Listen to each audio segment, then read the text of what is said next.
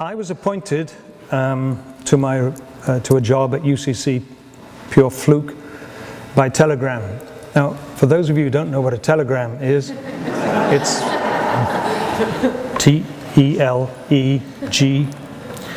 And at the end of an extraordinary lengthy negotiation of about a day and a half, the telegram that arrived said, teaching French, coaching cricket and soccer, accommodation provided, 16,600, yes or no. So I immediately phoned my parents, of course, and said, hey, I've got this funny telegram, what do you think? And they said, what does it say? Well, I read it to them. So I sent a telegram back and it said, yes. And that's how I ended up in Canada. I had no idea where I was going. I'd never heard of Upper Canada College or any of the schools. So I arrived at UCC, spent 19 years there, and was very fortunate enough to get a job at Sterling Hall School, running the school in 1995. And we are talking, you are thinking, you are going to be talking about leadership. The board chair of UCC, a wonderful guy called Andrew Dalton, greeted me at the door and showed me into the office that didn't have a stick of furniture, but that was all right because we got that solved later. I got a chair. And Andrew proudly presented me, SAC old boy, proudly presented me with a pair of red boxing gloves, and he said, you might need these. And that was my introduction to the school. I knew I'd come to the right place, and that's our slogan now. And I wanted to talk about something that happened relatively recently at the school. We have a leadership process. We're K-8 boys, 310 boys. We have a leadership process whereby every boy in grade 8 has a responsibility. We have a head boy, we have 6 prefects, and every other boy also is part of a team, whether it's an arts team or an academics team or a communications team, and they have responsibilities. And one of the great processes that we get involved in is the selection of the head boy. And that is done by writing a letter to the principal and director of student life. And in this letter, each boy in grade 7, 36 of them, state, one, who they would think would be the best head boy for the next year. It may be them, it may not.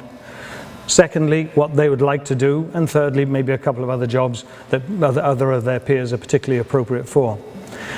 And so the process went through, the letters came, the boys did their work, the faculty and staff who were involved all got together. It was clear there was a good choice. The director of student life, Scott Davis, who's here tonight, spoke to the boy. And the boy, I believe the correct verb would be demurred. Demurred? He says, I need to think about this. 12 years old.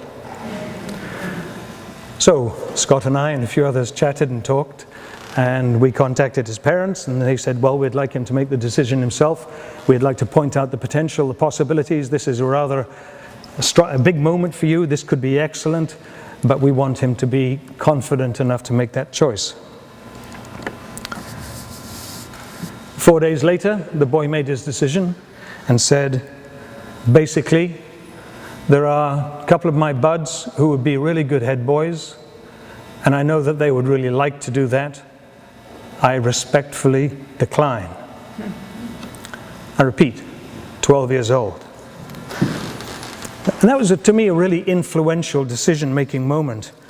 Who knew himself better than everyone else? We'd all made this decision. All his peers, or a significant number of peers had chosen him. Faculty and staff thought it was a great choice. He didn't. Who listened?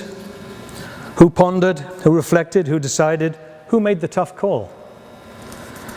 Was it the right call? We'll never know.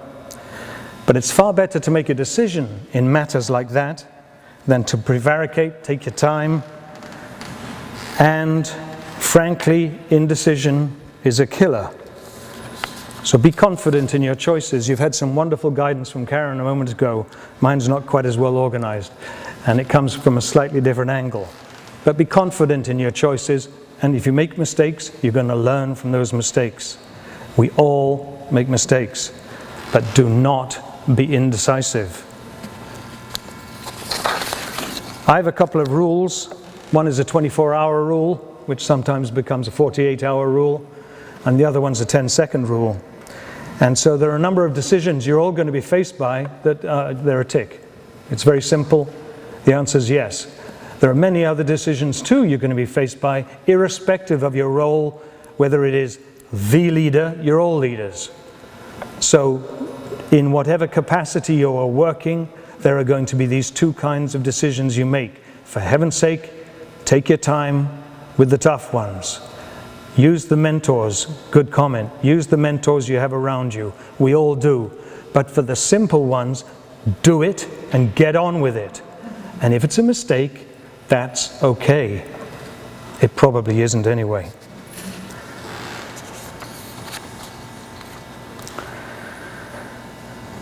Leadership is probably the most important challenge that we as educators face.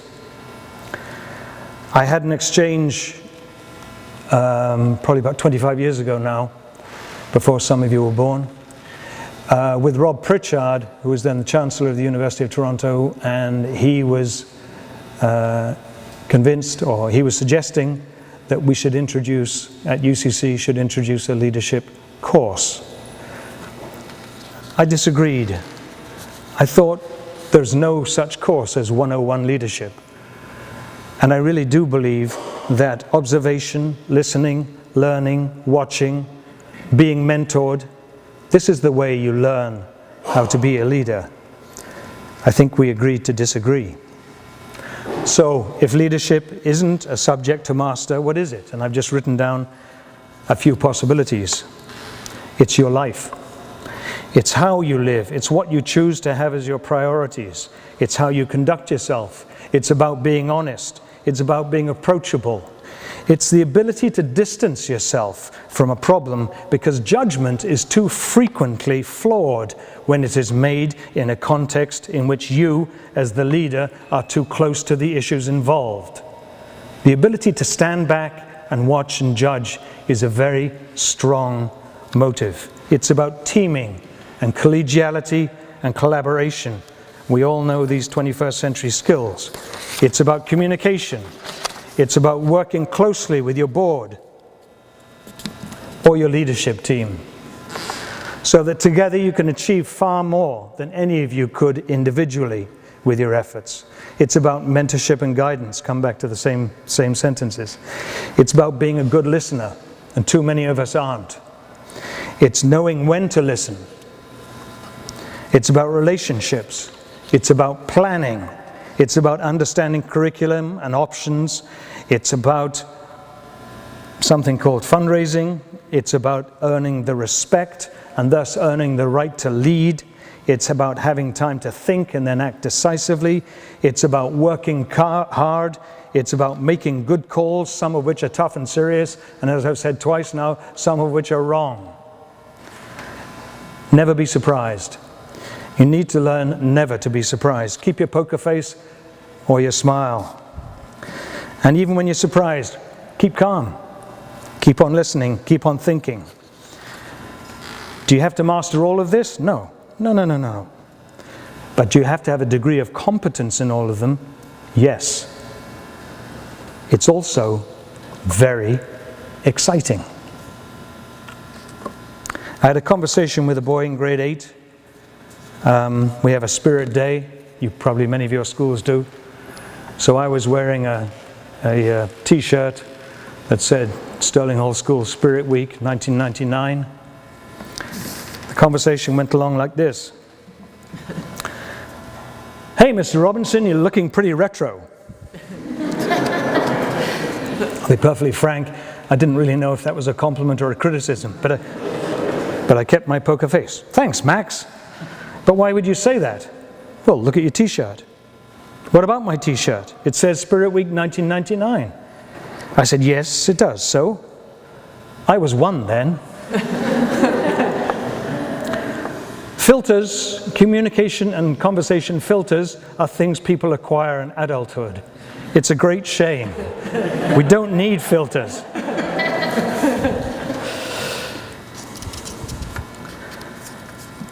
About 30 years ago, a wise educator suggested I consider a move. He went on to state, remember that the only things you will regret are the things that you don't do.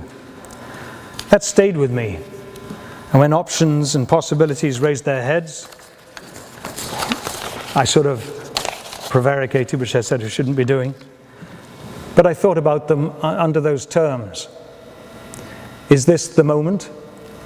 Maybe it is, maybe it isn't. But too often it is. And too often, perhaps because we're a bit timid or a bit scared, or we aren't confident in our own abilities. Everyone in this room at some time is like that. So pick it up. Carpe diem. Take it. Take that opportunity. And just a few more words of wisdom. I was told I was going to speak words of wisdom. I realize I haven't done that many, but anyway, here are a few more. I think they're wise-ish. Having listened carefully, be confident and strut your stuff. If you're not sure what strut your stuff means, I'll tell you afterwards. Work hard. Always lead by example and model for your community. Keep your sense of humor. And if you haven't got one, for heaven's sake, go and buy one. It's really important. Expect more from yourself than from anyone else. Make a habit of doing the small, menial jobs just as well as the other ones, as the more, what you might consider to be the more important ones. And at all times, if you're a head or a principal, you're the head learner. And that word learner is extremely important. We are all learners. Never ask someone to do something you wouldn't do. Make yourself visible. Do not hide in a back office. If you're given a back office, change it. Hire people who are brighter than you. In my case, that wasn't terribly difficult. For some of you, perhaps, it's more difficult. Remember, we're all fallible. We all make mistakes. Remember also, that applies to you, the leader, as well. Ensure your communication and decision-making styles are top-down and very much bottom-up. You need both. Different decisions at different times. Ask others. Involve others, empower others. 3 quick points, 1 quote, and I'm gone. Great buildings do not great schools make. It's people. Never, bless you, never pigeonhole students or colleagues and only judge them with great care. And you never really know what is happening in your students' homes or your colleagues' homes. So be decent. John Ruskin said, and my Sterling Hall colleagues have heard this a number of times, what we think or what we know or what we believe in the final analysis is of little consequence. What is of consequence is what we do. Thanks very much.